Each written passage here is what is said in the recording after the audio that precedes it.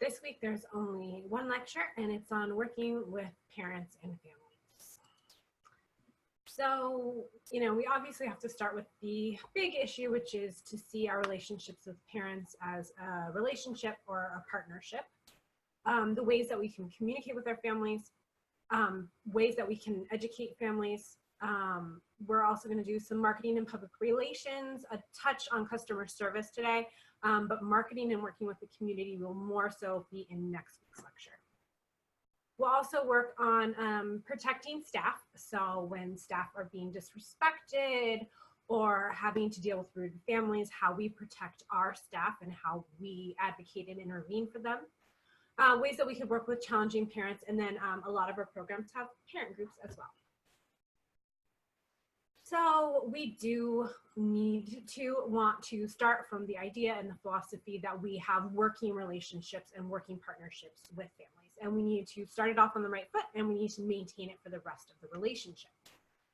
I think a big part of that is how we communicate effectively and respectfully. Last week we did a lot of health and nutrition. How do we tell you proactively how we handle health, nutrition, and safety in our programs, what we expect from parents, how we feed children, all of those things are kind of tied in with each other. And it's really important that we set the stage for family style dining with our staff, but also how do we communicate with our parents about what we expect from dining, what we possibly might need from them as far as keeping a program healthy by possibly excluding their children, all of that type of stuff. The idea that we put into practice these good policies and then we enforce them every single day. It is absolutely the same with our families as well. We start off from a place of respect and wanting to work in relationships and build partnerships, and then we do that every day within practice as well. So types of communication, most of you are very, very aware with this, verbally and in person, probably the standard way that you do it. Most programs, even if they have a car line or something like that, you are still needing to see and interact with the parents on a day-to-day basis. We have a lot of written ones. A lot of programs especially still use daily sheets, but we also now have more apps and things like that where we can communicate with pictures and to check in with how their children are doing throughout the day. These were not as prevalent when I was working in the field, although I see some amazing technology that's probably really adding to our program. And we use of our iPads as well in order to do DRDPs. That really kind of changed the game as well, and hopefully is making it easier for all of us as we complete those really large kind of assignments that we have to do within our classroom. Don't discount verbally by the phone. We are very text-based, and it's a fantastic way to talk to parents. As a director, you are going to need to talk on the phone. I hate talking on the phone. I hate leaving voicemails. I don't know if I'm a millennial or a Gen X. I'm kind of in this straddle part of the generation, but I definitely swing millennial on. I do not like to use the phone. I do need to use it occasionally, especially if we're having concerns with parents, leaving a voicemail, calling them on the phone, checking in with them that way so they hear our voice. Or if I need them to come in and have a meeting, you typically don't want to text, hey, can you swing by at 9 in the morning? That kind of gives it a more informal tone, and especially if you are trying to schedule a very important meeting, it's going to come off more formal from you, and it's going to come off as more important if you leave a voicemail. Typically, parents don't always pick up. Then we have the apps and the website as well. My daughter's preschool has a lovely website that they use that I can check in and see all different kinds of pictures and stuff like that, and I do love it. But my face-to-face still is the most important for me in my daughter's classroom, be able to say hi, talk to the kids, because obviously I'm a child development person. I'm going to talk to the kids in the classroom. I say hi to parent, that's what I like. That's the bread and butter of a center and why my daughter is in preschool at 2. So I do love that. I also love that a lot of programs have been focusing more on parent education. A lot of it is things that we have to do, but I think that there is a really strong reason to do that as well. And then working with parent advisory boards, groups like PTOs, we usually call them like PAGs, like parent involvement group, or parent there's all different kinds, but you might have a group that might help with fundraising, or you might have a group that has some kind of advisory council as well. So we'll talk a little bit about that as well, because it is a good way to get some support for families. I didn't always have a lot of time to do like graduation from preschool and stuff like that, but I could definitely give that to my parents who are stoked their kids are graduating. And you know, that was a fantastic way I could take something off my plate, and they could have some ownership of an event at the school as well. A daily welcome is 100% important, obviously, from the teachers, and most of you need to have started in some child development classes before you've gotten to this point.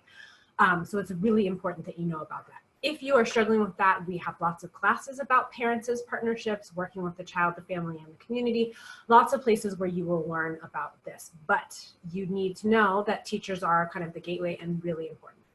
Support staff is very important as well. If you're lucky enough to have a secretary or an administrative assistant, they should be greeting every parent that walks into the center. They're typically the first person that you see, and there should be a warm greeting every time. Also, administrative support staff would be kitchen staff and janitorial staff, anything like that you might have, enrollment coordinators, anybody like that who's not a teacher and not management. I think that they need to know that they work with children. So part of that job is being pleasant to children. Also part of that job is being pleasant to parents. If they talk to you, you talk back. If you should smile at them, you know, that's part of their job. And so that was something that I would talk to my kitchen staff about, you know, that you're not gonna have that much interaction, or my janitorial staff, you're not gonna have that much interaction. But there is a customer service aspect to this job, and that, you know, smiling and being pleasant with everybody, you know, is something that we kind of need because this is a human related field. Management team, I think the biggest thing I did and I've seen and management should do is a daily walkthrough of their center. In some way, shape, or form, you are in the classroom every single day. Sometimes I did have a routine that I would come in, make myself a cup of coffee, and then go check in with my staff. But then I would always check back in at a different time of day. Why the specific, I mean, I do need to have ownership of my classrooms, of course, to head off any behaviors that I don't like being seen done by my teachers, or challenging behaviors with my staff. But also I would try to make sure that I was in the classroom at pickup time, that you would just see my face, that I was approachable, that I was accessible, that I cared about my classrooms, I cared about the teachers, I cared about the parents as well, and they could always come to me with any questions or concerns. Communicating general concerns. What is your chain of command? Kind of a military term, and a lot of programs will have flow charts about, you know, operational command and stuff like that. I like chain of command. I think it's an easy thing that most of us understand. Who do you report? Who reports to you? Who do you report to? So if a teacher has a behavioral concern in the classroom, if they're having struggles with parents, anything like that, what happens next? Do you want to be notified? Do you want your assistant director to be notified? You don't care what's going on in the classroom? You know, what do you want to know? So I trained my staff very much in this, when and how I needed to know about behavioral concerns. Obviously, there's accident reports and incident reports, and I would typically sign them before they got out to the parents, so I would know if there was something really serious that needed to have a phone call, or a parent was going to be especially upset because of their own temperament or their own issues with their child getting hurt. But if there were other things, when did I want to know about behavioral concerns or challenging behaviors in the classroom, and when did I not want to know about it? And that was something that I needed to really go through on my own. I needed to look at my center. I needed to look at my parents. I needed to look at my staff and their ability to handle things. So it was something that sometimes would change as I left jobs, or change as my staff turned over a lot as well. So when do you want to know? And when do you want to be notified? So it's something that you're going to have to reflect on your own, and set those parameters up with your staff as well. Do you want to know about every single thing that happens all day long, and know that your day is going to be somewhat fragmented? You're not going to have as much time to do paperwork. You might have to do it at home or after hours. Or do you just want to know about the really serious things when the parents are going to be mad and not care about other issues in the classroom? You know, where's your sense of balance? I can't answer that for you. It's going to be very personal. But keep in mind that knowing what's going on in your classroom is going to help you be able to communicate better with the teachers and communicate better with the parents when there's concerns as well. What about developmental concerns? Obviously, I come from a special education background, so this is always something I'm talking about. So I think all of us track developmental progress, DRDPs, or some other kind of way that we keep track of how the child is developing, and then we somehow communicate that in parent-teacher conferences, portfolios, giving them the profile, you know, something like that. There's some kind of check-in with that. That's why the DRDP assessments, portfolios, and documentation are so important. It's objective, it's concrete, and it's typically visual pictures or child's work as well to show our concerns as well. This also can hit challenging behaviors as well. A lot of challenging behaviors can come from developmental concerns, a child possibly being on the spectrum, a child having a lower cognitive ability. Those things will sometimes show up as behaviors in classrooms as well. So what do we want the parents to do? So we're seeing a concern. What is the next step that we'd like them to do? Do we want them to go to their pediatrician, or, you know, is their pediatrician not responsive? Do we want them to have further assessment? Do they need vision testing? Do they need mental health services? Have an idea of what the next step that the parent might take and try to guide the conversation or provide those resources to them, so you have it in the moment. So if you think that the family as a whole could benefit from some mental health counseling because there was a death in the family, then have a nice brochure from Palomar Family Counseling or somewhere in the community that they can go and take that. You obviously typically cannot mandate that a parent does it. There are some kind of gray areas when it comes around it, but typically, and in your first conversation, it should be a very voluntary, very open thing like, we're seeing these concerns and this is the next step that we would like you to do. Always, of course, consider the sandwich method as well. If you're concerned about speech, then highlight the fantastic gross motor that they do and what a great friend they are and how much we love to have them in the classroom. Then describe concretely and objectively what the speech concerns may be. Where he's 3.5, he has, you know, only about 40 words. It's impeding his ability to communicate with us and other people. And we would just really like for you to go and visit with the pediatrician and maybe kind of bring up some of these speech concerns and see where it might go with that. Once again, we love to have little Johnny in the classroom. He's such a joy and a delight, and we love to have him here. And he's so good at cognitive ability, and he can identify all of these colors. Thank you so much for being such wonderful parents. As a parent and a special education professional, and as somebody whose children had, two of my children had moderate speech delays, it can be a difficult thing to kind of hear. So we need to be really responsive to the parents and what they're feeling about it in that moment. And we also need to sandwich it, and we also need to give them the resources, not just, hey, we have concerns, dead silence. Giving them something that they can do, like go to the pediatrician, like access health services around you, which you can typically find in like a quick Google search, will really kind of help the parents possibly make that next step. You've probably all heard of the idea of planting the seed, that maybe when they are in preschool, we are seeing concerns right away. But is the parent ready to receive that type of information? Sometimes we're just planting the seeds about developmental concerns.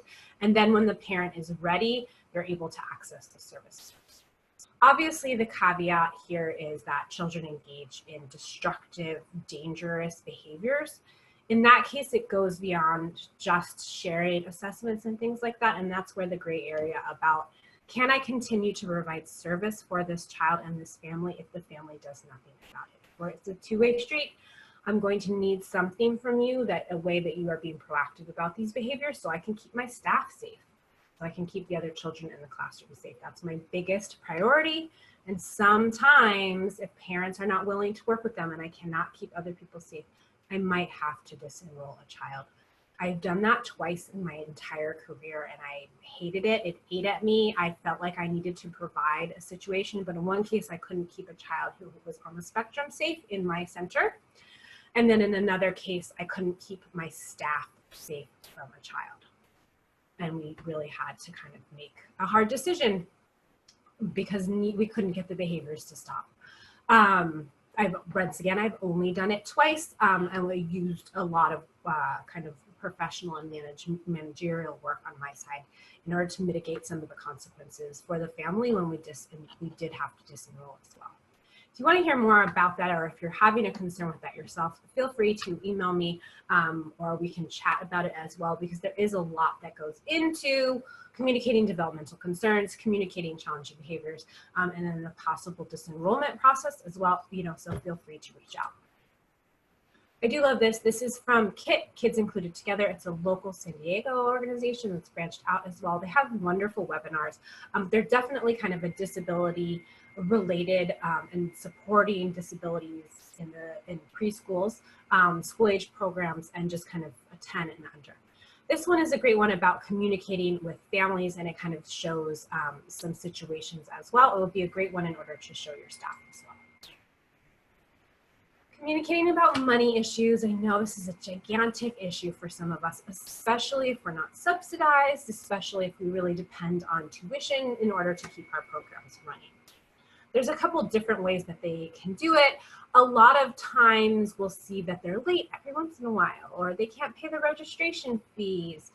I'm talking more about, different type, we'll get more into that, but money issues affect people deeply. And the director does need to remain respectful, polite, and gentle throughout the process. It's Southern California. It's one of the highest cost of living in the United States. Everybody wants to live in California. Everybody wants to live in Southern California. We are so lucky to live here, but it is a really high cost of living as well. I typically like to highlight that I do want them to remain in the program, but late payments, non-payments, not paying registration fees, all of those things have a serious impact on my tuition, my ability to run my program, to pay my staff, to keep the lights on. I get a little bit concrete in what I do with the money. Most parents probably want to pay, but sometimes there is this idea that I'm pocketing millions of dollars and I'm going to run off, and I chose this field because I make so much money. Yeah, right. Everybody who's listening to this right now is probably LOLing. We do not choose this field because we want to make a lot of money. It just isn't really going to happen unless we write a book or something like that.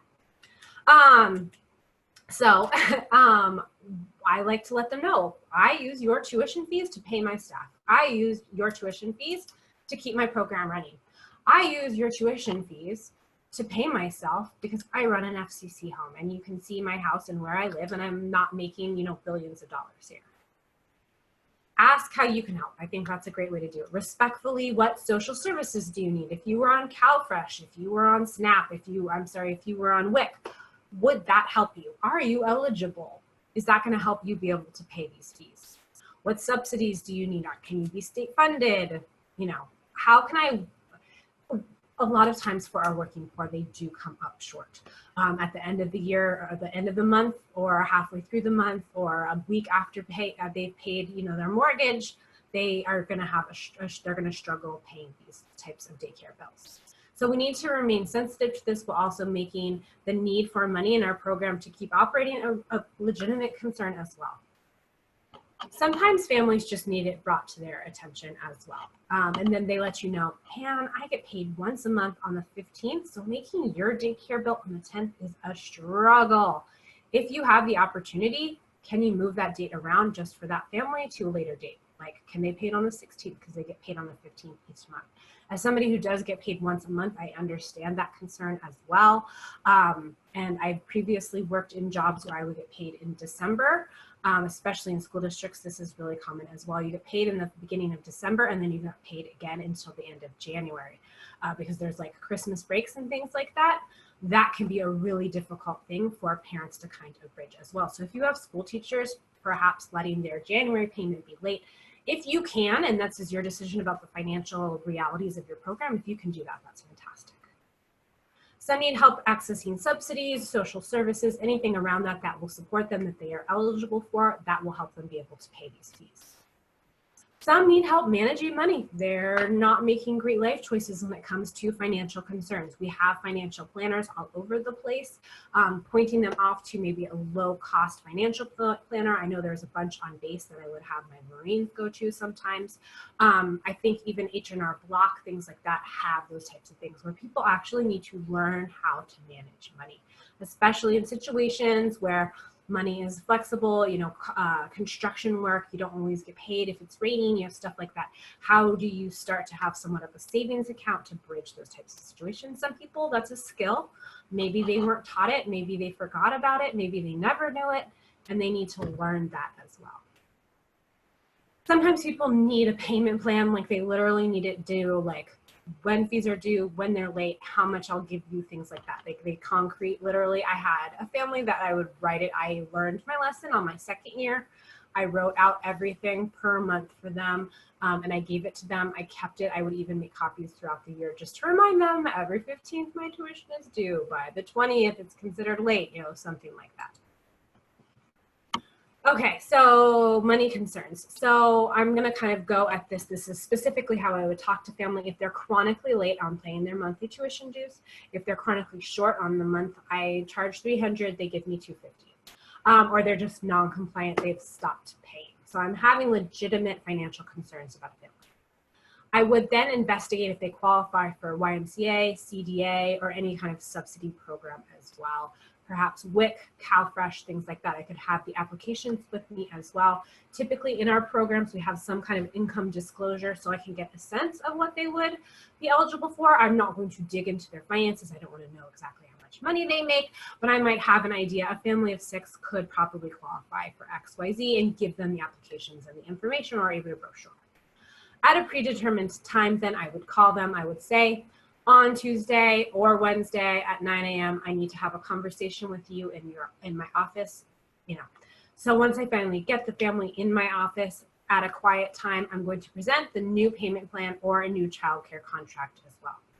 Typically, if this is a chronic issue, so it's not just once in a while in January or every other month they're $5 short or something, like you're just either not getting paid, they're chronically late, months and months and months and months, 10 to 15 days late, or they're chronically short, they're giving you half or a quarter or a very small amount of what you actually need, then I'm going to probably void the previous contract and I'm going to come up with a new one. You know, when is this due? If you don't do it by this day, you know, then you are disqualified for this program. Especially if you can't have an alternative in payments, and that's fine if that is the financial reality of your program. Then that is totally 100% fine. You just need to be upfront with the parents about it. If they need to go somewhere else where they have a little bit more flexibility, then I would want that and I would allow that as well. So you need to identify what they must do. What day do you have to have it paid by? What day is it 100% late by? And at what point will they no longer have childcare? So depending on you, your program, your chain of command, your finances, your accounting department, you know, the policies above you, or if it's just you, what you can financially handle from the family, then you might need to have that conversation with them. If you do not pay me within 5 days of the payment each month, you will no longer have childcare at the center. Sometimes we do have to, after working with them, after offering them solutions, you know, after offering them subsidies and programs as well, if they cannot pay you and you cannot handle that, it is okay to no longer have a working relationship with the family where you no longer provide childcare because they're no longer paying you. It is a business relationship. So time management for families, and this kind of jumps back to a couple of slides before where I was really talking about when do you want to know about concerns in the classrooms, when do you want to know about concerns with parents, and that's very much a personal decision about how you're going to run your center, what your leadership style is as well. And it goes with this as well as we balance a tremendous amount of things. We have tours, orientation, enrollment appointments. We have regular contact with family, and we have meetings with families' needs as they arise. And that's just with families. Add on keeping your program healthy and safe. Add on providing nutrition every day. Add on having to supervise a large amount of people, having to supervise subsidy programs, having to look at lesson plans, DRD. I mean, I could go on and on and on about all the things that you have to do daily, weekly, monthly, and yearly in order to keep your program running. I haven't even talked about money yet. So there's so much that you have to do. And the things that I'm talking about right now are just specifically for families. So the best thing I can say, even if you want to be somewhat hands-off, like maybe you are a program director, and you have a site supervisor or you have an assistant director who handles more of the classroom things, I would say that you should always 100% be responsive to when a parent approaches you directly about an issue, concern, or other problem. Don't see it as not your problem. Always try to take care of it the minute that it comes to your attention. If you are off-site or they've left, if they go off-site or they've left for the day, call the family on the phone and be helpful and polite. Sometimes staff will do that. An issue will arise at 3, but they won't tell you until 6 when they're leaving. If you don't want your staff to do that, have a conversation with them about how you want it to be taken care of. If that was fine with you, that's fine as well. Just make sure that you, especially if a significant concern was brought to your attention, that you take care of it as soon as possible. Parents don't want, especially when it's coming about their child, to be, having days and days where you kind of sit on something. So I'm going to go through kind of 2 scenarios when we're working with angry parents. The first one is if we've legitimately made a mistake. We did an error, just something happened, and that does happen. We are not perfect. Our programs are not infallible. Things are going to happen. Children are going to get hurt. So if something happened, acknowledge it. Bring the parent in, apologize. I am so sorry that this happened at my center. I'm going to make sure that this doesn't happen again by doing X, Y, Z.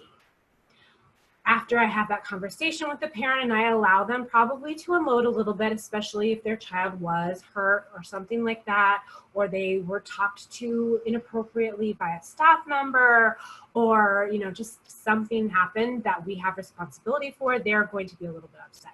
So allowing them within reason and still being respectful and things like that to be upset with me is fine. I'm going to apologize. I'm going to acknowledge and say that it was a mistake and an error. The biggest thing I'm going to do is focus on the solution. I don't want this to happen again, so I'm going to do X, Y, Z. I'm going to recreate policy. I'm going to retrain my staff, something like that. Then the next day or the day after, but typically within 48 hours, follow up in person in the classroom, typically by email, phone, or a website app, something like that, to see if the solution has worked. Is the parent satisfied? How are they feeling? This is a big one, following up in person.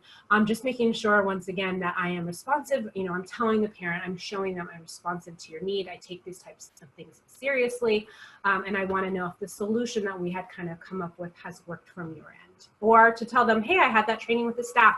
It went really well, and X, Y, Z, this is going to continue to happen as well. Working with an angry parent, but maybe it's a demand, a concern, an issue, a problem that maybe doesn't have anything to do with us. They're just really upset about a life issue.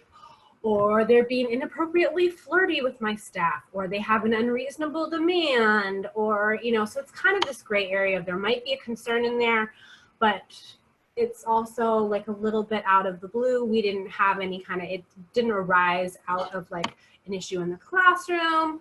I've had this before with families who wanted me to like feed 4- and 5-year-olds because this was something that they did at their house. Is their food got cut up and they got fed. And so I kind of kicked it to my director because I was like, am I supposed to feed a 4-year-old with work? Like, I don't know. If you want me to, I mean, I guess I can. And that was great. My director took it off my plate, and that's kind of what I would expect as well from you guys. Take this away from your teachers. Your teachers need support from the director. If it's out of their scope, so they can't make a change, they don't know if they should make a change, the demand seems unrealistic, or it's something they've never heard about before, or it's just not something that they feel like they have a lot of ownership or responsibility for as just a teacher, then you need to take this concern away. So sit down in the office with a child, with no children present, if possible. So before they go to pick up their kid, listen to their demands, their concerns, their programs, then repeat it. If I'm hearing you correctly, you're really upset that your child, or you're really upset because the parking lot, or you're upset because something like that. Offer to look into it further, and then offer a solution that can be part of it for now. So what would be feasible for them to implement now? So I've had parking lot, I was about to say a playground. Parking lot safety was a big issue for this family. And they just thought that the playground was really unsafe. The other parents were terrible drivers. So when the teacher first heard this, the teacher was like, I have no control over the parking lot. I have no control over how parents drive. Please go see my director. So we sat down before they picked up one day, and you know, I heard her concerns that she didn't like that there was no crossing walk from one side of the parking lots to the other. She didn't like how fast some of the parents were driving. She thought that the teachers and where they parked was too close to where the parents parked, and she couldn't, sometimes those spots would be taken by staff and it was hard for her to find a parking spot, all of this type of stuff. So I just kind of heard that parking in general and safety in the parking lot was just a really big issue for her. Teased out a little bit more, there had been an issue where another parent had kind of said by her, she felt that it was a very unsafe situation. And that's kind of when all of these things came to a head and boiled over a little bit. Then I repeated the concern. So if I'm hearing you correctly, after an incident in the parking lot, you would really just like us to evaluate the safety of our parking lot.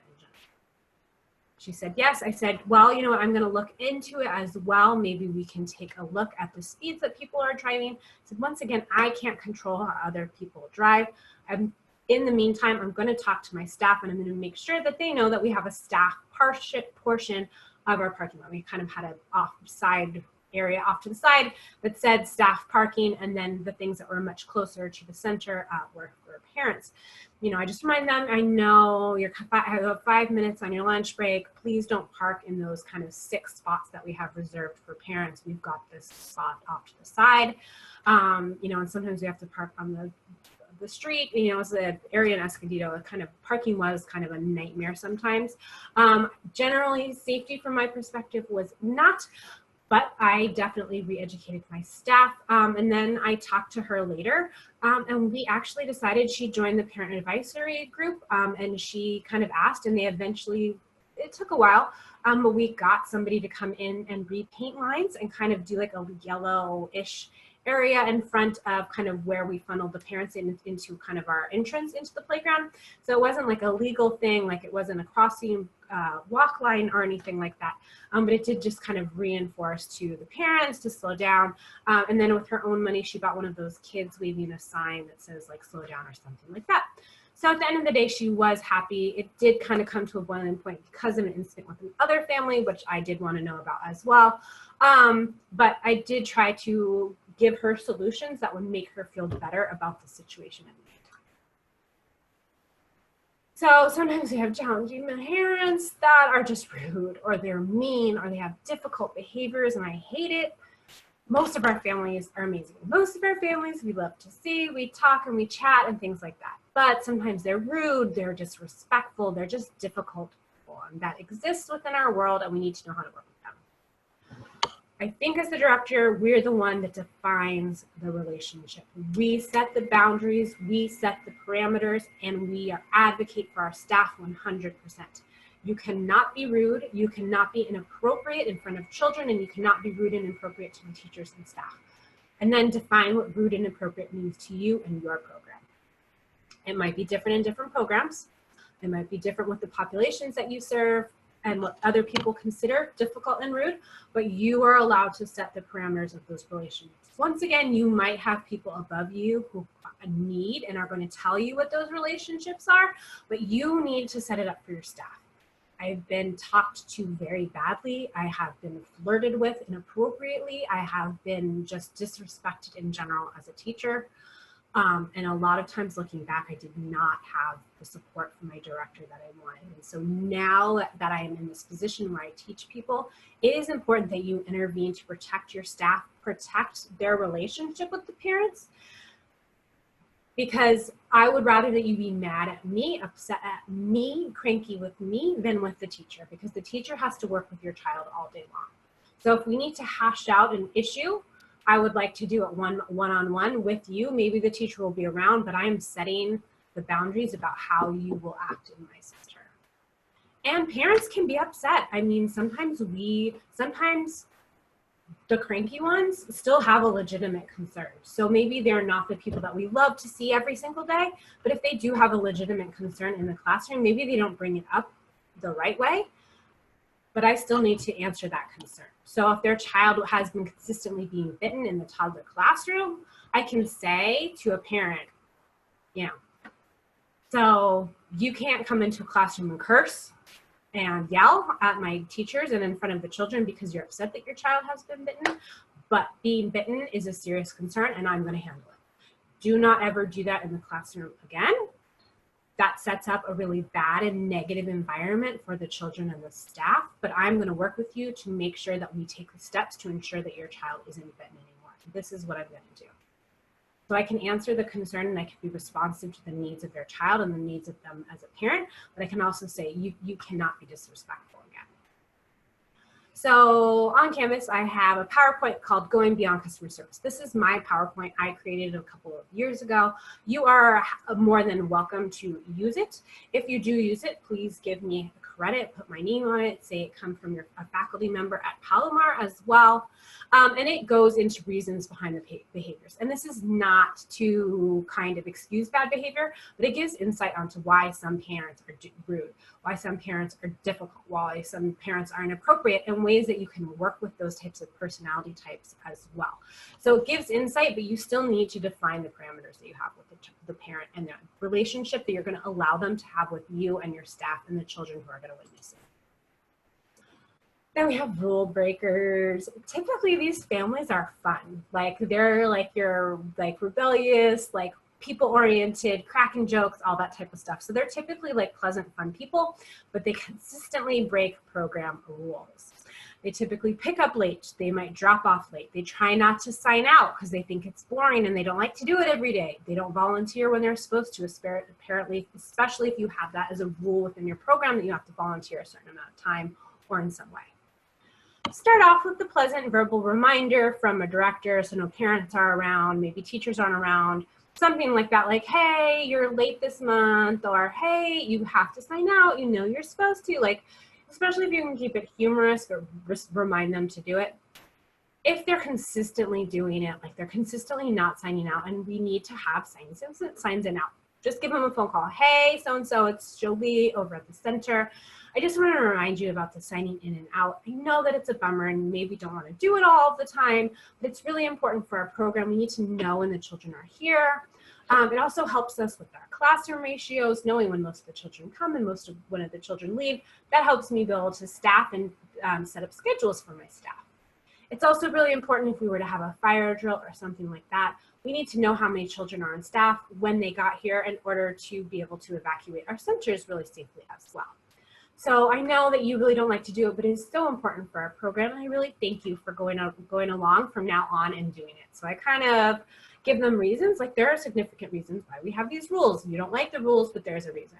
And then also I typically end off, especially if it's a voicemail or a conversation, by thanking them for doing it. So I just assume that from now on, they're going to be compliant with my rules, and I thank them for that. If they're considering to not do it, then a sit-down meeting where I call them ahead of time. They come to my office before they pick up their children, and I have a more serious but a more polite tone. So once again, I'm telling them about ratios. I'm telling them about my licensing requirements, all of those types of things that I have to comply with, so I need the parent to do it as well. After that, if the rule breaking does continue, this has been very rare, but if it does, you decide what you can accept and you set those boundaries. So if you're willing to disenroll over that type of thing, that's fine, and you can set those boundaries. If you can accept it, then you can accept it. You're gonna, if this parent has decided this is the hill they're gonna die on, they're never gonna sign out, or they're never gonna volunteer, even though it's a mandated part of the program, or they're always gonna be 3 minutes late picking up every single day. And you've seen them wait in their car because they got there 5 minutes early, but they like to be late. I've had that happen. Then it's up to you to decide if you can tolerate that type of behavior or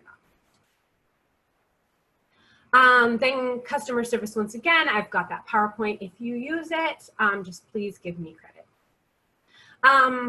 So I do like to use some kind of customer service for my staff. I think it's important that staff knows what I want from them, how they should talk to families, how they should create partnerships with families, how to handle some easy kind of customer service issues. So if a parent is upset or things like that, just generally how in the classroom they might be able to head it off or be proactive or be responsibly reactive to parent concerns. And then a big part of that is, if this happens, come see me. If this happens, come see me. You know, letting them know in specific situations about challenging behaviors or rude parents that I want to know right away. It's also a unique field in that the parent is not always right. We always need to answer the concerns of the family, and I think it's really important as well that we kind of have conversations with them as well.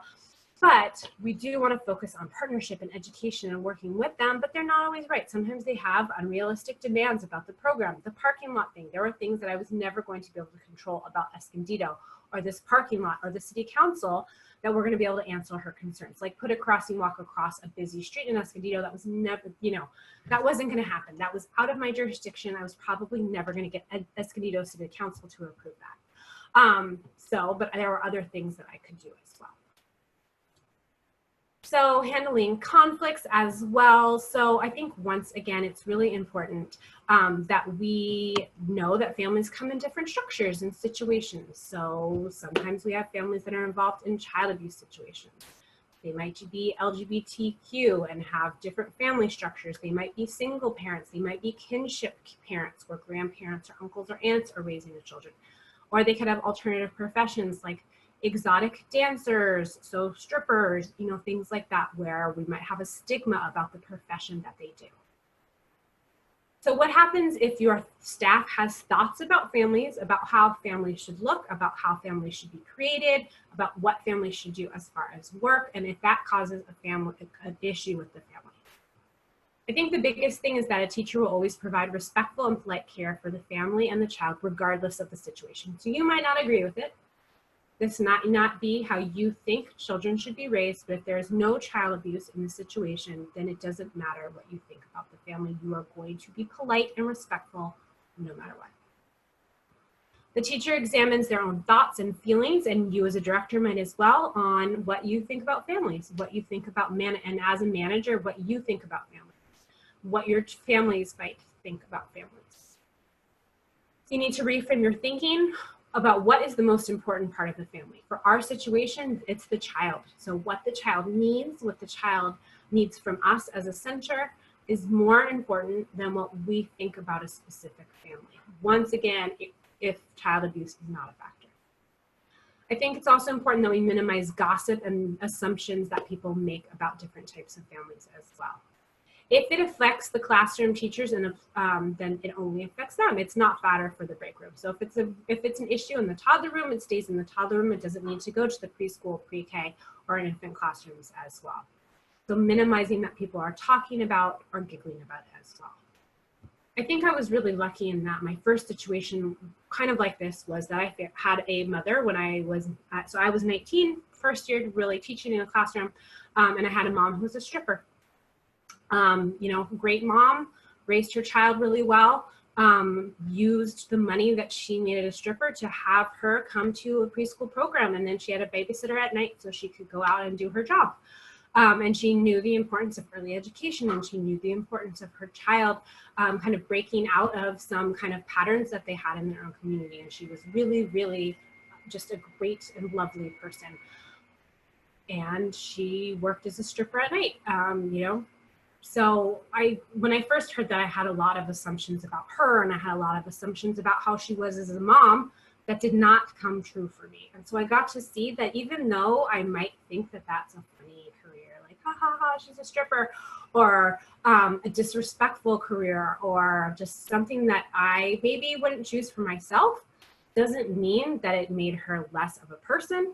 It didn't mean that it made her less of a mom in this situation, and it didn't mean that I would never want her child in my center as well. I also talked about different structures and situations like child abuse. Sometimes people don't want children who are in a child abuse situation in their center. I think that is the most far from the truth that we could ever have. If you run a great program, you want a child who's in an emergent, difficult, challenging situation to come to a center and have great care. Yes, you're going to have to keep an eye on the family. Yes, you might have to work with CPS. Yes, you might have to work with the child welfare system. But if you can have a child be in a great educational system as their family get back on the feet, then work with the family in order to make that happen.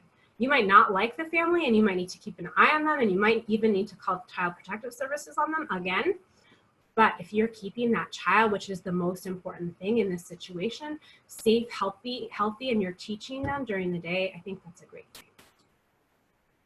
So NIAC has great standards as well about being family-centered and building family and community relationships and professional. I think that's the best thing I like about NIAC and their standards. So I have put that on. It's under their NIAC learning and development thing.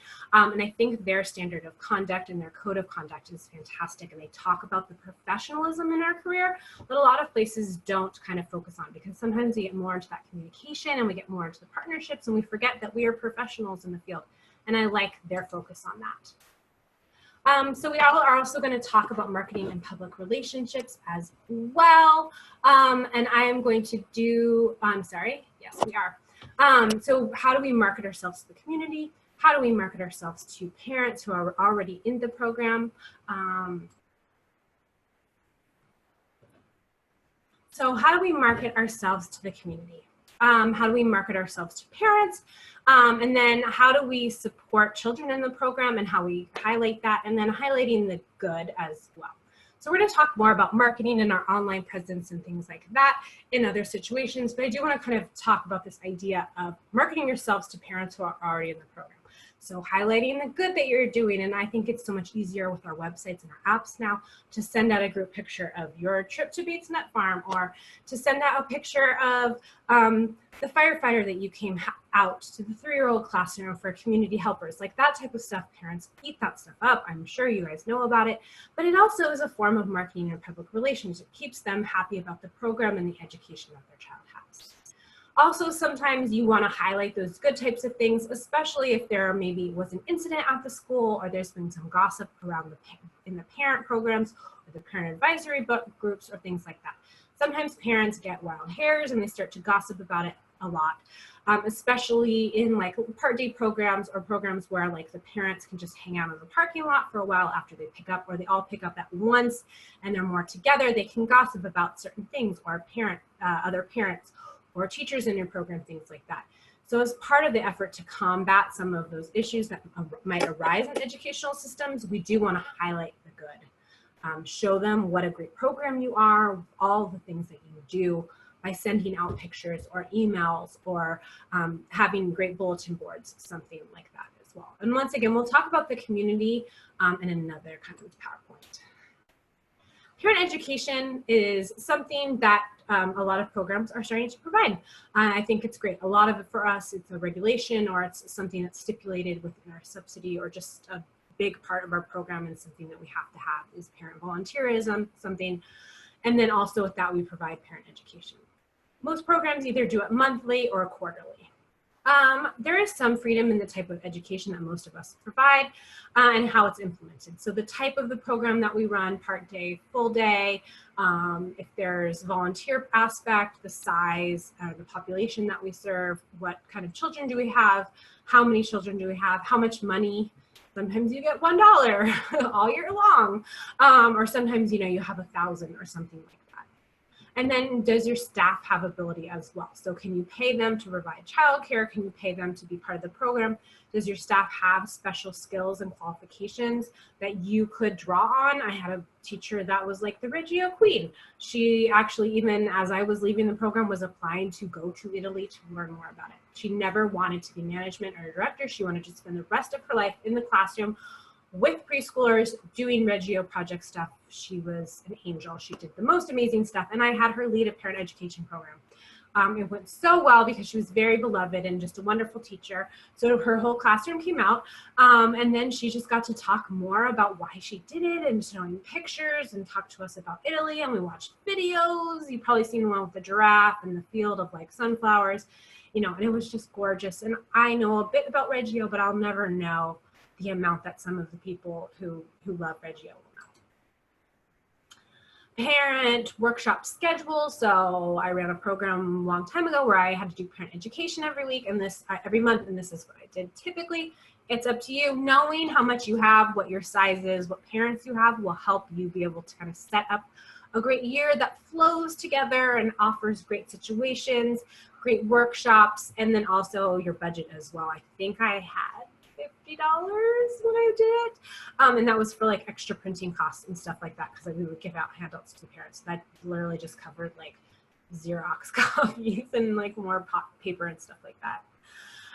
So art and creativity was my first September. So just talking about crayons and just in fun, engaging, enthusiasm, totally hands-on, like 5 minutes of talking, and the rest of it was just like melting crayons and full body painting and, you know, just like super fun stuff, so that parents were like, yes, parent workshops rock. I'm totally going to come to these because it's all hands-on. October, I would do like health and wellness, talking about like, I would do that like infamous hand washing things when I would have a parent do it. So I put that like goo on their hands and I have them go around and touch everything in the classroom, turn it off, and then you would see like the glitter everywhere and be like, this is what happens when you sneeze in your hands. You touch everything, germs go everywhere. Then we would like hand wash, and we would just do a lot of health and wellness as well. November, I usually like to do STEAM, science, technology, engineering. That's what I renamed all of my science centers. I renamed them STEM, something that parents know and identifies. It's a movement. And I would talk about science, technology, engineering, math, how Legos are engineering and technology, why we have a computer in the classroom, what types of things they can do on the, like all of that type of stuff, to just focus like, this is what we do in our program. And then we would have them like kind of do like Lego experiments, or, you know, count with their families and things like that. December was a winter celebration when we were a state-funded program, so we didn't have holidays, but we had a winter celebration. We made winter-themed jars, what are they called? Snow globes out of baby food jars that parents donated, and we made little winter ones with penguins and stuff like that, and all of the parents brought food, and we had this huge like 2-hour just fun, chill out, parent just, you know, partnership work. January, new year, new relationships, talking about positive behaviors and reinforcement. This is probably the talkiest, chattiest of them, but just talking with families about setting good boundaries and being positive. February was social and emotional development, because it was Valentine's. Once again, we didn't celebrate Valentine's, but we talked about encouraging friendship, and we had heart cookies, and we talked about love and setting loving parameters with our children. March, I didn't typically did either re-enrollment information, or I talked about assessments, and I would have them do my ASQ, the ages and stages, or if you have anything like that, consider bringing that into your parent-teacher conferences. They're usually there, and then sometimes on those assessments, there's weird questions that us as child development professionals know, but maybe you need to show them, like, what does it actually mean to kick a ball or throw a ball? Like, is it with both hands? Is it with one hand? That type of thing, to really get an accurate count of what the children can do and not do. In April, my biggest one is so funny. Parents want to know so deeply about media and technologies. Like, if I was to ask anybody, it would always be, I'm on my phone too much. My kid's on the phone too much. I can't get my 15-year-old off of their iPhone, you know, something like that. So I would do it on responsible media or tech use, or like, what does, there's a center at Harvard called the Center for Child Health and Media Studies, something along those lines. They have great kind of handouts that I printed for parents about, like, at each age, what should children be doing and not doing. I think parents recognize that screen time is something we might not have had as much as children, but it's definitely something of children's lives right now. How do we balance the needs for good technology and then minimize some of the bad things about technology and screen time?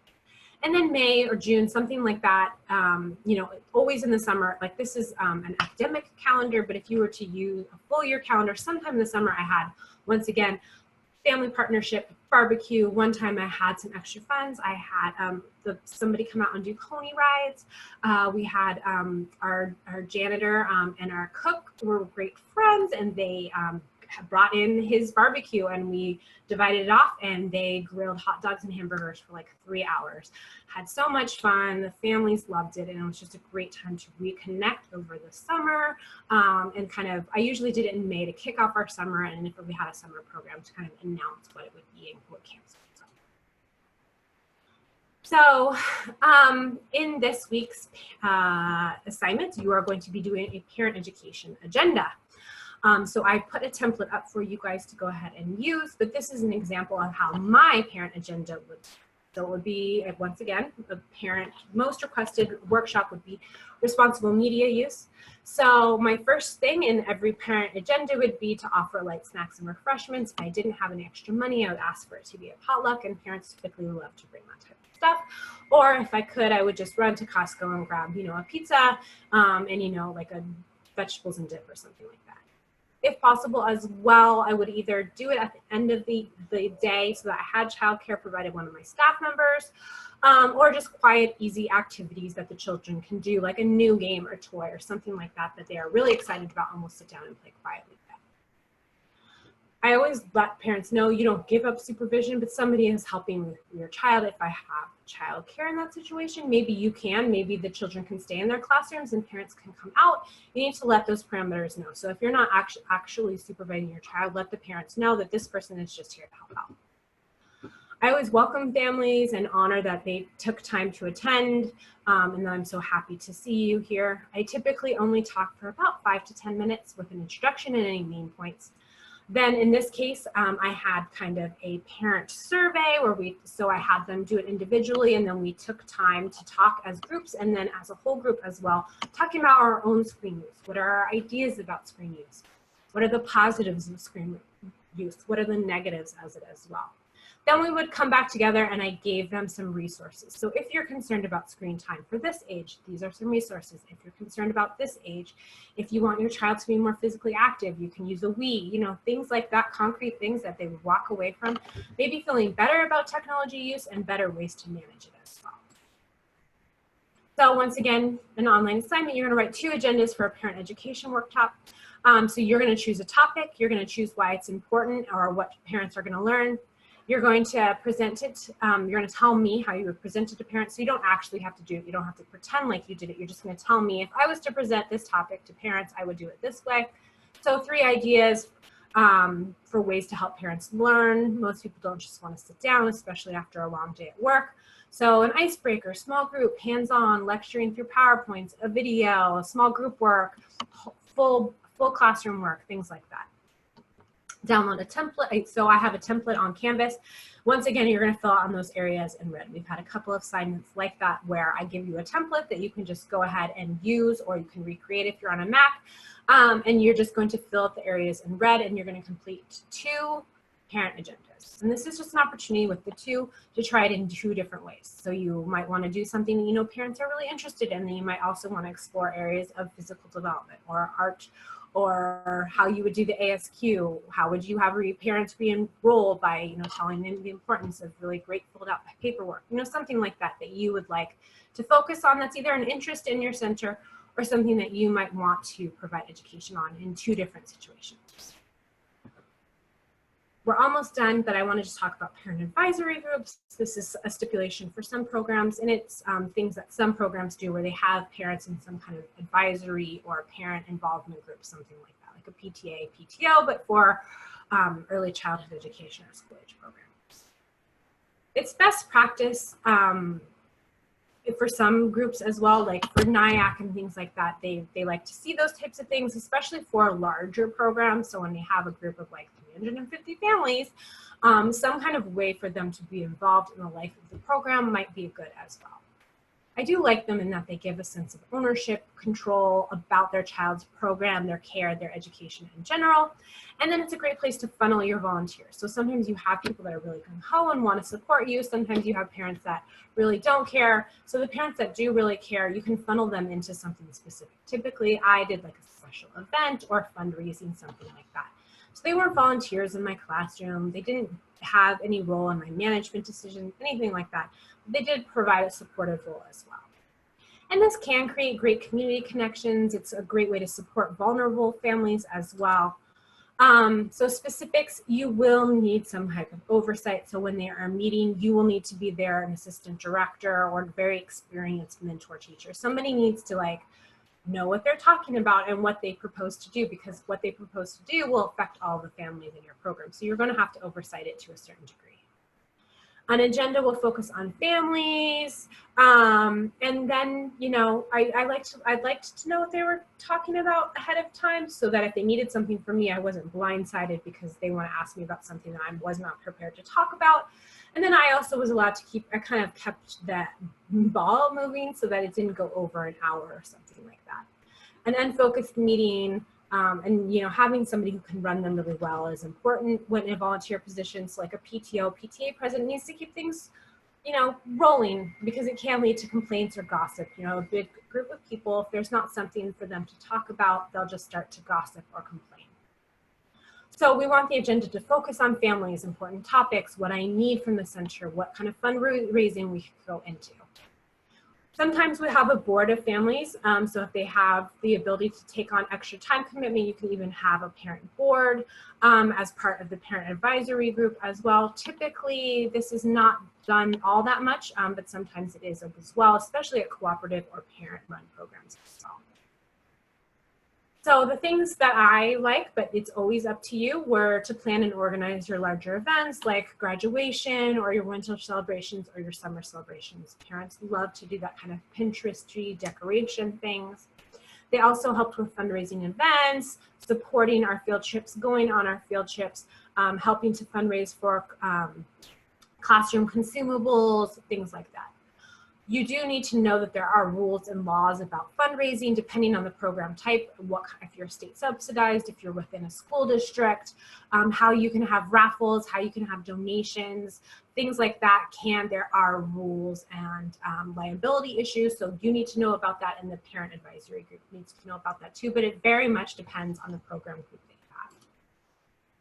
So best practices, this is a great video as well. It's up on YouTube as well. Best practices in family engagement. Once again, anything I show you is an open resource on YouTube, and this is just a great way for working with family groups that want to be involved with their families. So in conclusion, we're creating productive partnerships with our parents. That's our ultimate goal, is to keep our program really smoothly running, for our families to be active, engaged, respectful, and polite presences in our classrooms. And that's all for the child, so we can take care of children to the best of our ability. We also know that we need to identify concerns, and we need to communicate them to parents. And if a parent has a concern, that they communicate it with you and you handle it respectfully and to the best of your ability. We also need to know that we set up the boundaries, we set up the relationship with our staff, so we need to protect and support our staff to the best of our ability as well. And then if we prioritize parent education and involvement, it's a great way to support families and children, especially some of the more vulnerable populations among us. And then I think that's really important that, once again, we train our staff in customer service, how and when to deal with difficult families, when should I be involved, when can you handle it, and what is our program's expectations about how parents act and how we can support them as well. Thanks so much for watching, and I'll see you in the discussion boards.